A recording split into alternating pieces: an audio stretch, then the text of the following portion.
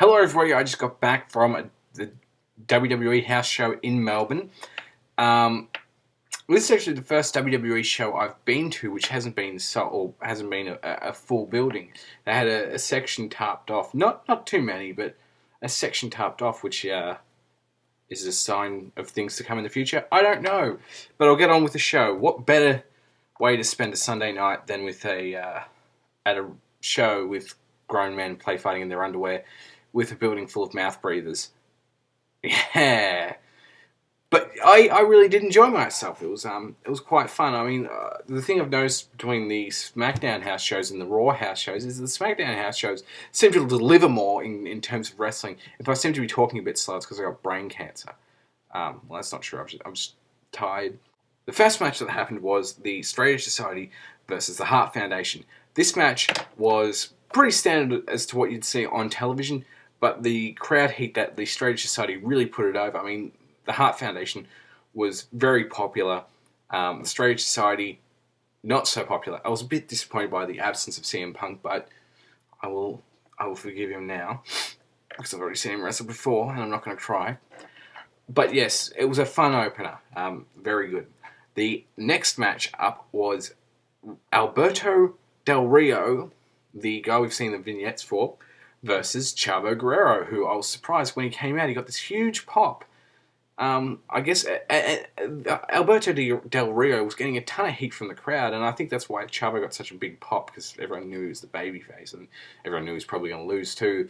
I mean, once one of the shows I went to was Funaki versus Khali, and the crowd went nuts for Funaki when he came out. Bit odd like that. But yes, Alberto Del Rio cut a promo on the crowd. He was quite good. But what I was really impressed by was his wrestling in the ring. He was really solid. I mean, as good as a main eventer is in terms of his ring work. He was, everything was really well timed, came together quite well, and because the crowd was really into the match, which I really didn't expect. I thought it would be the match which didn't. Because he hasn't been on TV before. Chavo hasn't been on TV in ages. I thought the crowd wouldn't react well to it, but they got really into it, as it was the second match on the card. And Del Rio really impressed me. And I hadn't been sold on him from the promos and vignettes and things. So now having seen that, I think they might be onto something. But I still do need to see more. Next match on the card was the Divas match. Serena and Layla, who were both good in the ring.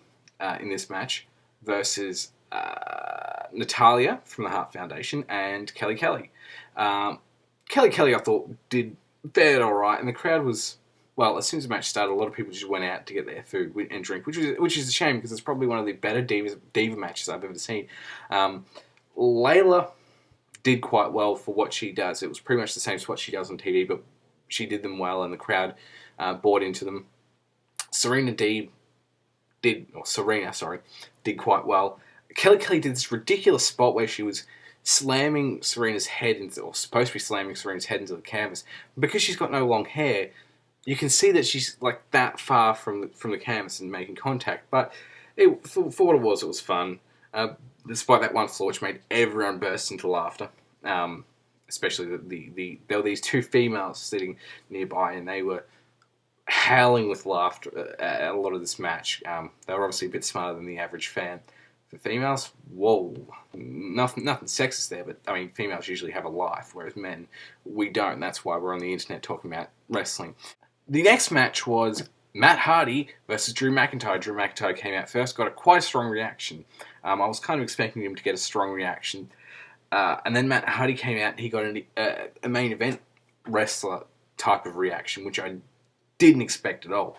I thought he'd get a good reaction. I knew he'd get a good reaction. Sorry, it's the food I had there. The $8 hot dog and all that.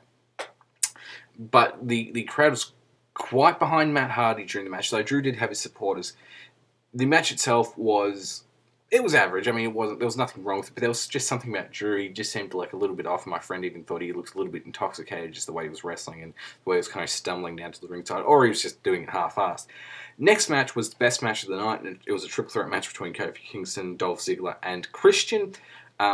everyone really worked their ass off here. This was Ziggler with the Intercontinental title, defending it, and Kofi had a lot of support. Christian had a ton of support as well.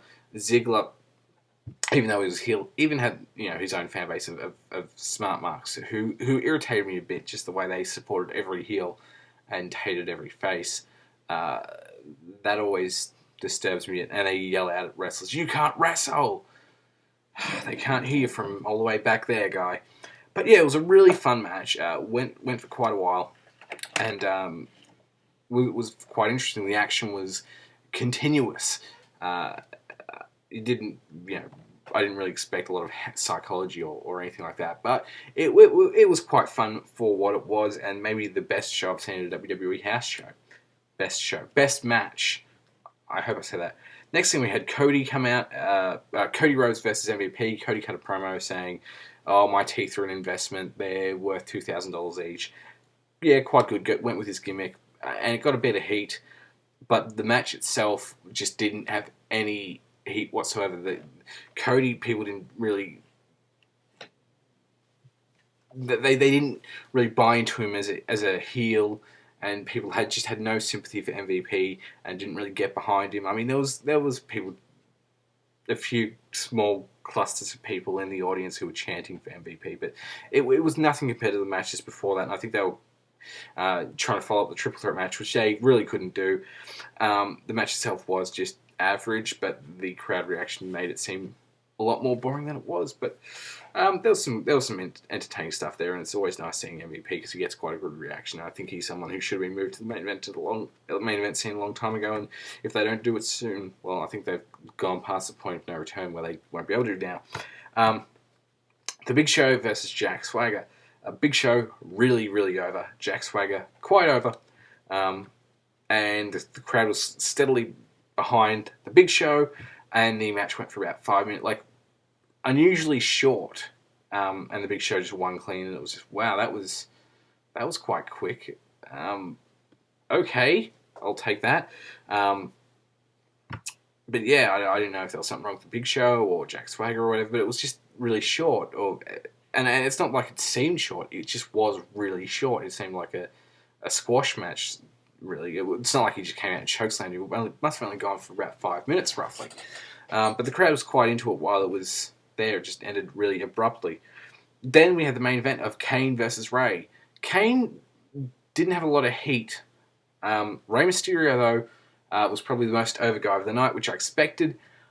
The match itself was actually quite good. It really delivered big time. I expected it to be about 10 minutes, maybe went a bit longer. But delivered much more than I thought it would. There was one kid in the same row as me, a few seats down, who was so into Rey Mysterio, he was screaming. Tears were streaming down his face. And, Kane's a champion, so he's not going to lose because it was a title match. But this kid was just going berserk. It was a little bit distracting from the match. But once again, I did feel the match was quite good. Rey lost. The kid lost it. He was screaming, punching the air. That's one of the good things about going to a show with actual fans there. Not smart marks, like casual fans. It's always good to see their reactions to these kinds of things because they're just that into it. It's always fun. And then you had, I think it was Kane was continuing to beat down Rey Mysterio. Then Big Show ran in. Then Jack Swagger ran in. Then Kofi ran in. Then Drew McIntyre ran in. And then the faces got rid of the heels, and they all did a dance. And it was overall, I thought it was a good show. Nothing particularly wrong with it. And it's once again, each time I go to WWE, I've been to 2 Raw house shows and I've been to 2 SmackDown house shows here in Melbourne.